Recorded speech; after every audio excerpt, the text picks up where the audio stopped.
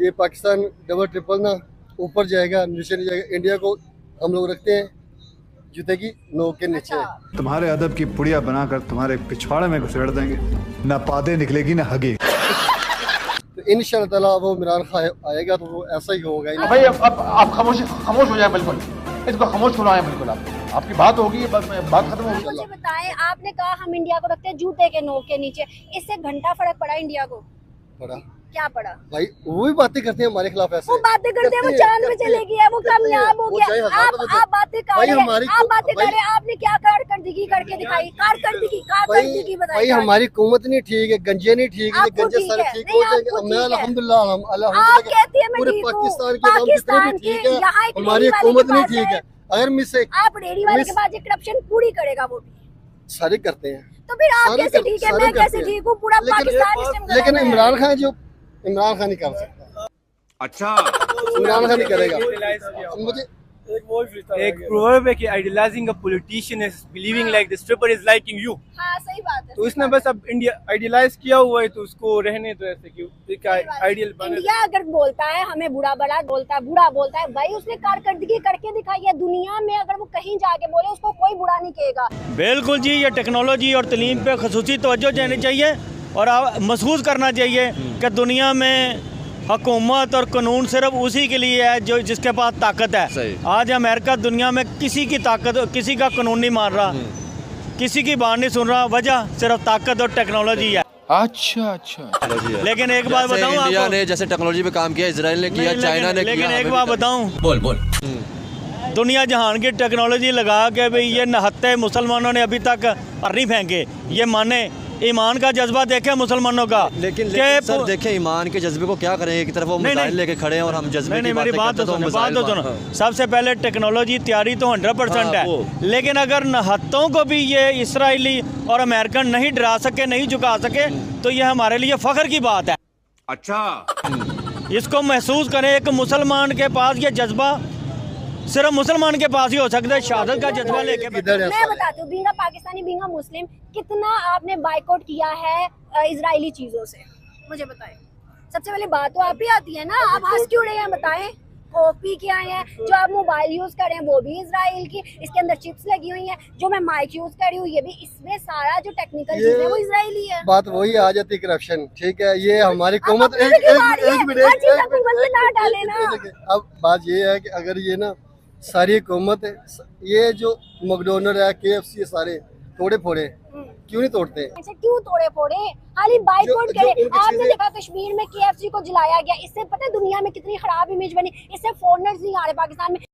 बात तो सही है सर जी। मैंने कुछ दिन पहले एक छोटी सी वीडियो देखी है। अच्छा। इंडिया की। अच्छा। तो मैंने देख के कहा यार ये अमेरिका है, ये न्यूयॉर्क है, या ये लंदन है, या पेरिस है ये, ठीक है। मुझे बाद में ये बताया गया कि मेरा दोस्त मुझे बता रहा है कि यार ये हमारा हमसाया मुल्क है।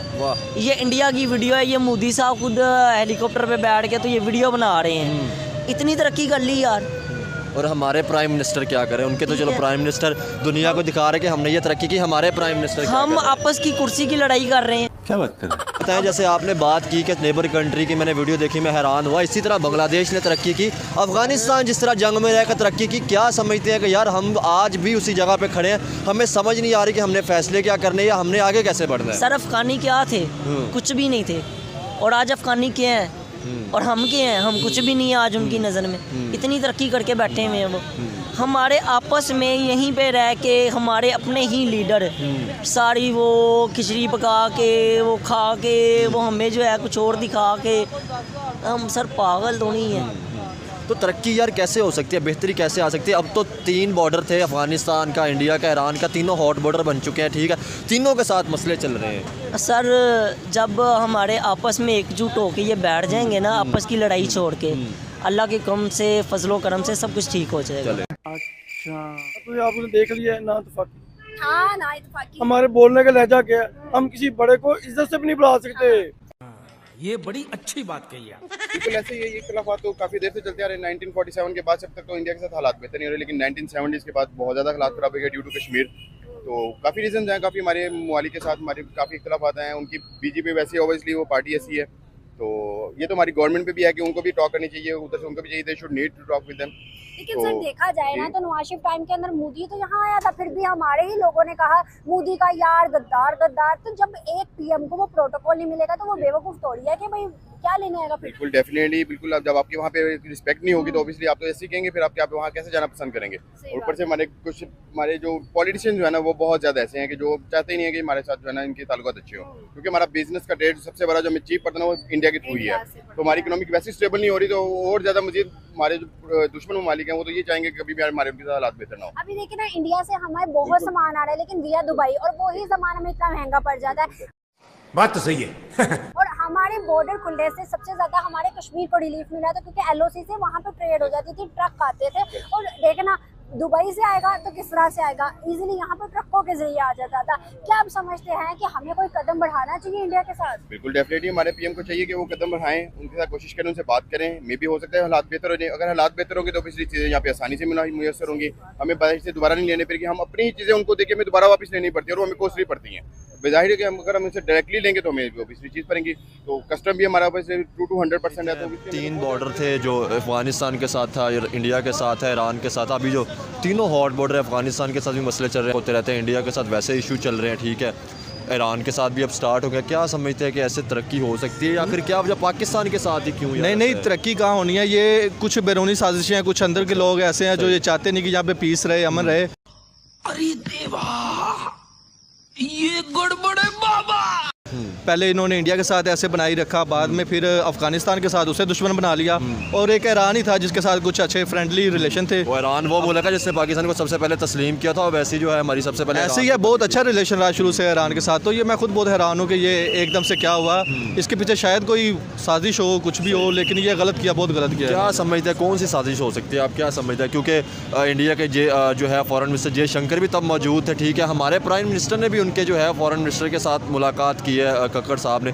उसके बाद ये हालांकि पाकिस्तान ने जो है अलायंस भी किया ईरान के मिलिट्री के साथ मिलकर, उसके अगले दिन ये एक्चुअली ये सारी ये डीप पॉकेट्स बातें होती है, जैसे वो एक दफ़ा कहा था हमारे एक लीडर ने भी, तो ये कुछ ऐसा ही है, ये आम बातें तो नहीं है, कुछ इस बैकग्राउंड पे कोई इसके कोई बड़ा प्लान चल रहा है, कोई बड़ी साजिश है पाकिस्तान के अगेंस्ट। अच्छा। कि ये पाकिस्तान में पीस ना रहे, और इलेक्शंस के दिन थे ऊपर, पहले ही हालात कुछ ऐसे है, तो ऊपर से एक ये ईरान ही था कि जिसके साथ कुछ अच्छे रिलेशंस थे, और अब वो भी बहुत ख़राब हो गया। क्या समझते हैं यार पाकिस्तान के साथ ही ऐसा क्यों होता है? जैसे देखा जाए अफगानिस्तान इंडिया के अच्छे तल्लुकात है, अफगानिस्तान ईरान के तल्लुकात अच्छे हैं, ईरान के इंडिया के तल्लुकात है, सऊदी अरब इंडिया के तल्लुकात हैं, सारे मुल्कों के हैं, पाकिस्तान के तल्लुकात क्यों? एक्चुअली ये हमारे जो अपने जो लीडर्स हैं, जो हमारी इस्टेब्लिशमेंट है, वो ये सारा कुछ उन पर डिपेंड करता है। अच्छा। वो चाहे जिसके साथ अच्छा रिलेशन रखे, जिनके साथ ना रखे। अब आम आवाम है, आप भी जानते हैं, मैं भी जानती हूँ कि कितना ज़्यादा रिलीफ मिलेगा। इवन के दुनिया के बड़े बड़े ममालिक ने इंडिया के पीएम को कांग्रेचुलेट्स कहा है, और कहा है कि भाई अब तो मोदी सरकार तीसरी बार हमें बड़ा फ़ायदा देगी,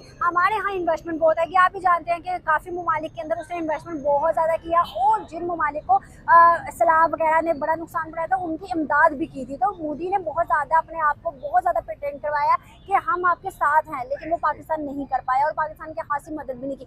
फिर पाकिस्तान की जब उन्होंने मदद की टमाटर बेच के, तो हमें ज़रूरत ना पड़ी, हमने टमाटर ज़मीन पर फेंक के कहा चलो ले जाओ, हमें नहीं चाहिए। और कितना रोला हमने, एक तो रिजक और ऊपर से उस कंट्री को कितना बदनाम किया। बिल्कुल, ये है हमारी तरफ से ये रिस्पांस नहीं होना चाहिए था। ऑब्वियसली डेफिनेटली हम एक कदम उठाएंगे तो उन्होंने हमसे 2 कदम पीछे कर लेने हैं।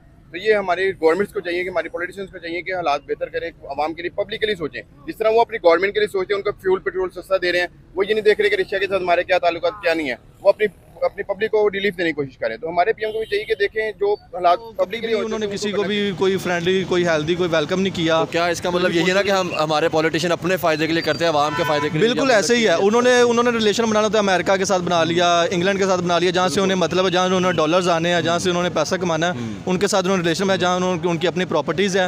मुल्क का नहीं वो सोचते, आवाम का नहीं सोचते, आवाम तो बेवकूफ़ बनी हुई है। जब तक ये गंजे है ना, गंजे, ये मुल्क का बेड़ा गर्क होगा, हमारा बब्बर शेर आएगा इंशाल्लाह ताला, इंशाल्लाह।